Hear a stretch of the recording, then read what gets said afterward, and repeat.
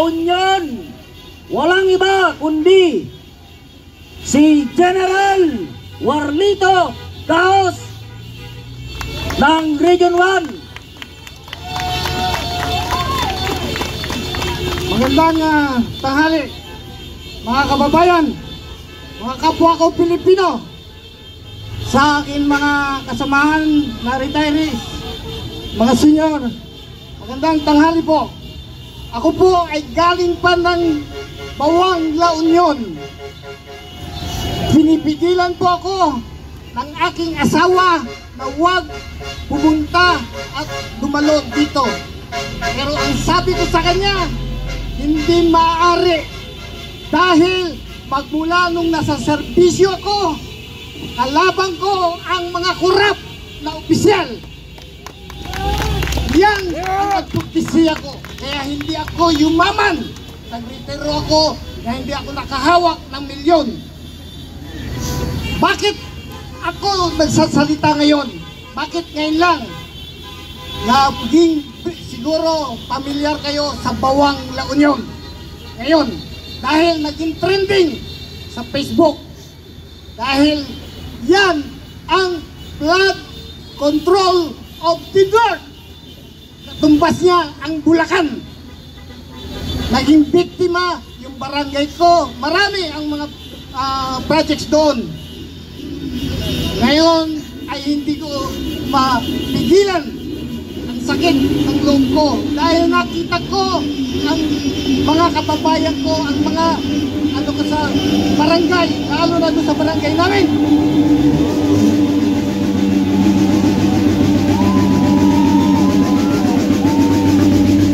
Samantalang ang mga kontraktor, ang mga kurap na opisyal ay nagpapasasa sa pera ng bayan na ating binabayad sa taxes. Yung pensyon ko, pera rin ng bayan yan. Sabi sa akin ng ano ko, baka mahinto ang pensyon mo. Hindi! Kahit patayin pa ko, sabi ko, pupunta ako dyan. Alam niyo po ang problema, korupsyon. Sino ang author? Yan ang hinahanap. Ang dali-dali. Sa amin, very basic.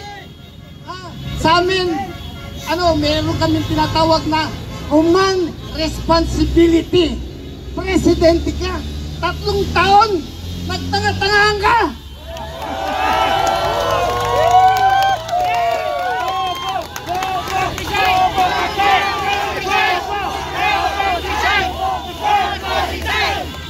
Meron kang sekretaris, may undersecretaries ka, meron kang mga regional director.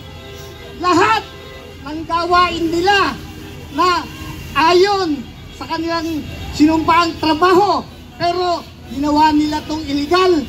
You are responsible bilang presidente in the doctrine ng human responsibility. Kaya huwag kang magmahang-mahangan, maghuhugas kamay ka. Ano ang unang-una mong ginawa nung umupo ka? Tinanggal niya. Nag-isi siya ng executive order. Number 1. Inaalis niya yung presidential anti-corruption. Bakit? Di ba kayo nagtataka? Ginagawa niyong tanga ang mga Pilipino. Pero yung mga Pilipino na nakakaintindi, hindi nyo niligaw. Ano pa? Binoto ko siya. Ilocano ko.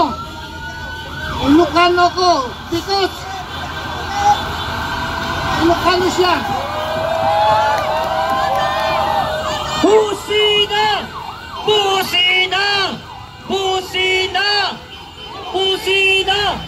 Busina! Busina! Busina! Para sa pagkakaisa laban sa korupsyon! Ano ang ginawa mo? Nagmamaang-maang ka. Nag-grade ka pa ng mga iba-ibang agency na para mag-imbestiga. Ay, gago. Inalis mo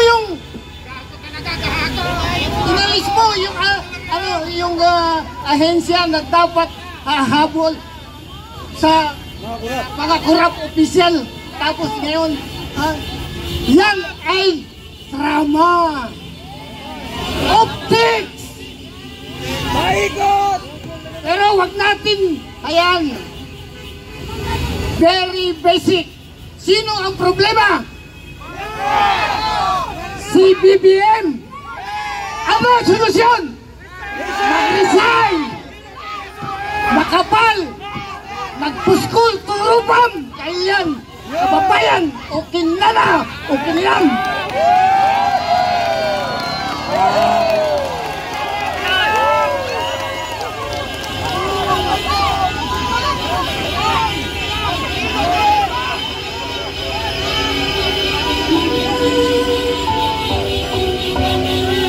Academy.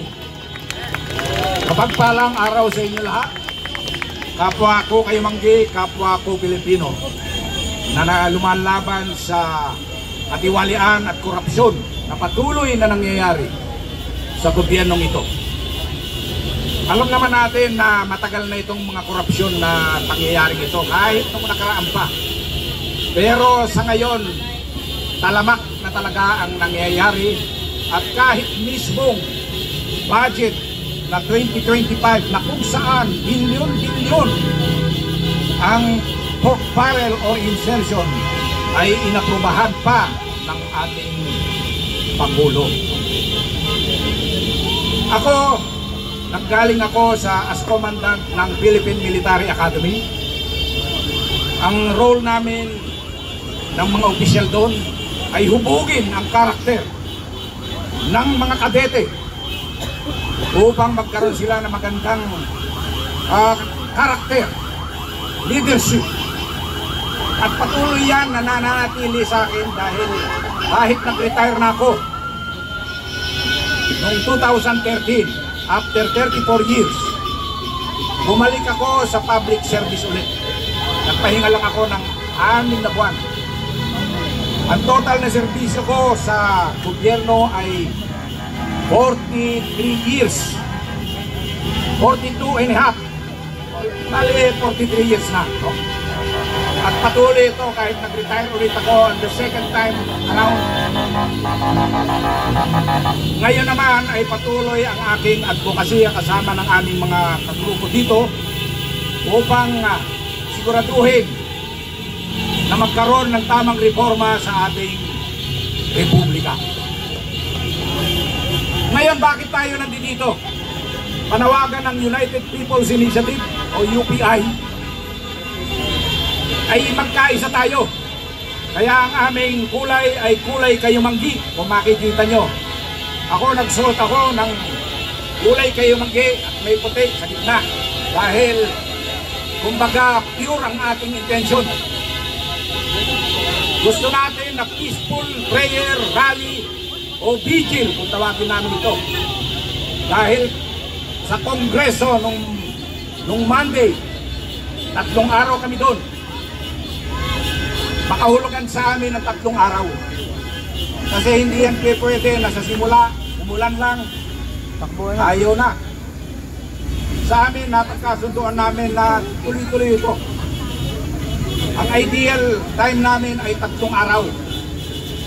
Kung kinakailangan, kung talagang hindi makuha dito, ay tuloy-tuloy lang ang aming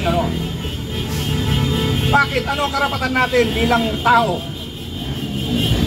Ayon sa ating Constitution, we the sovereign Filipino people employ of the divine providence. No? Ngayon, ano ibig sabihin ng soberenya? Power po ito na nanggagaling sa tao. Sabi ng ating Constitution, sovereignty resides in the people and all government authorities emanate from them. Ibig sabihin, pinahiram lang po natin ang just power. I'm saying just. Ibig sabihin yung tamang pwersa lang, no? Hindi abuso. Kaya sinabi yan na just power. are delegated to the authorities, to the government in general. At kung ang gobyernong ito mismo o ang mga otoridad ang siyang naging abusado, instead of protecting the people, they become abusive. They become the destroyer of our rights and freedom. Then, nararapat lang na magkaroon tayo ng peaceful assembly at baguhin ng bulok na sistema. Kaisa ba namin kayo? Maraming dapat natin gawin. Nabanggit na ng ating mga previous speaker. Ang gusto lang nating ipahiwatig dito ay magsama-sama tayo. Walang kulay. Iisa ang adhikain. No? Sumpuhin ang mga korupsyong nangyayari. Hindi pwede na porke nag-resign ka lang, okay na. At ang script nila, dahil nag-resign, self-sacrifice daw. Hindi po, mali po yung ibig nilang sabihin. Kaya po kadalasan nagre-resign o sinususpinde ang isang opisyal sa militar man o sa serbisyo publiko ay upang hindi niya ma-impluensyahan ang kanyang opisina kung sakali magkaroon ng investigasyon. Tandaan nyo, nag-resign lang siya as speaker. Si ex-speaker Romualdez ay congressman pa rin. No? So hindi pa tapos nag-ano yun. So hindi po ito pag nag-resign ka ay tapos na. Accountability ang kailangan natin dito. Sabi pa ni speaker, true accountability is based on evidence. Yun ang sabi niya. Mga statement po yan ng abogado. Ang tunay na essence ng accountability, even without evidence, is your willingness of this leader to accept the consequences of his or her actions, including the actions ng kanyang mga subordinate. Yun ang true essence, and willing to face whatever are the consequences. Hindi pwede po, nag-resign ako, okay na, babalik. Hindi po, napakarami po ng mga ninakaw sa hindi po natin ninaakusahan directly. Dahil sabi nga, wala tayong, alam mo, pagka ebidensya mahirap, alam nila po yan. Pero pagka nakikita mo, naaamoy mo, at umaalingasaw, ano ibig sabihin yun? Meron talaga yan. Expert po sila dyan, kaya hindi po natin makikita basta-basta. Supposed to be, ang mga congressmen ay tagagawa lamang po ng ating batas. Kasama na rin po yan ang pagbatikos, pagpasa ng budget. Pero hindi po nangangahulugan na kailangan magkaroon silang insertions na kanilang project. At sila pa mo mismo ang magdidikta sa DPWH na na i-implement. Marami po dyan, marami pa pong magsasalita. Pero may gusto po akong basahin sa inyo isang tula. Ito po ay sandali lang,